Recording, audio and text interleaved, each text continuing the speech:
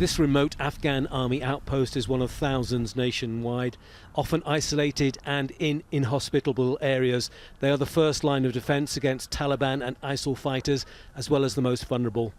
Flags mark the graves of fallen soldiers. Since the US pulled out its ground forces 3 years ago, the Afghan army has borne the brunt of the fighting with the Taliban and the casualties.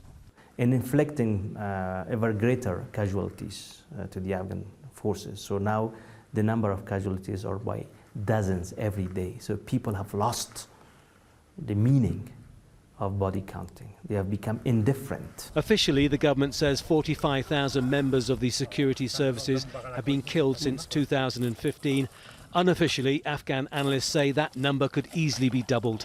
The overall army strength has dropped to its lowest level in years as the military confronts its biggest ever crisis.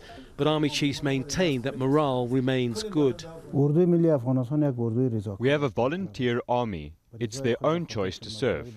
There is no doubt that we suffer lots. Our soldiers are also disabled. But our morale is high because the goal is freedom and to serve the people of Afghanistan. In the past few months, the military has lost control of more than 20 areas to Taliban fighters who seem able to strike anywhere. In total, we have lost 21 districts in all over Afghanistan. It is because of the change in tactics on the ground. So we are planning a spring offensive. It will take 2 to 3 months to retake all these districts from the Taliban, but we will reimpose the rule of law. 8,000 recruits every year pass out of this training centre in the capital, Kabul. Most of them are trained by Afghan instructors taught by Western military experts. Despite the high casualty rate, young men are still volunteering to fight. It's partly out of a sense of patriotic duty, but it's also because of the dire economic situation here. They face the stark choice, either stay at home and endure poverty or face the Taliban and risk death or injury. It's my duty to fight for my country, to win our freedom. I'm not afraid of the Taliban. If I hadn't gone to the army, I had nothing else planned. Professional soldiers say ideally training should last a minimum of a year. In Afghanistan, it's 3 months. We would like more time, but we make the most of what time we do have, and when they leave here, they are able to fight the Taliban. But the question is, how able are they to fight effectively? Army pay is low, the conditions poor, and since the American ground forces left, backup is limited.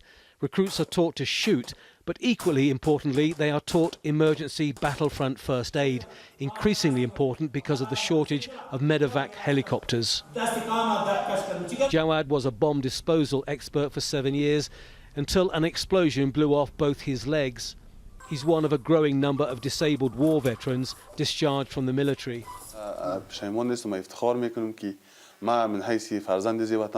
I have no regret. I am proud that I have contributed to the defense of my country, and my sacrifice was in pursuit of peace, my people and my country.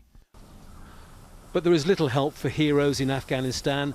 The father of 4 receives a meagre disability pension of $270 a year, but he hasn't received any money for 8 months, and he can't afford further medical treatment.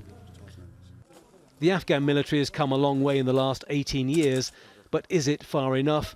And if and when the US forces finally withdraw completely, will the Afghans be able to stand alone? Tony Birtley, Al Jazeera, Kabul.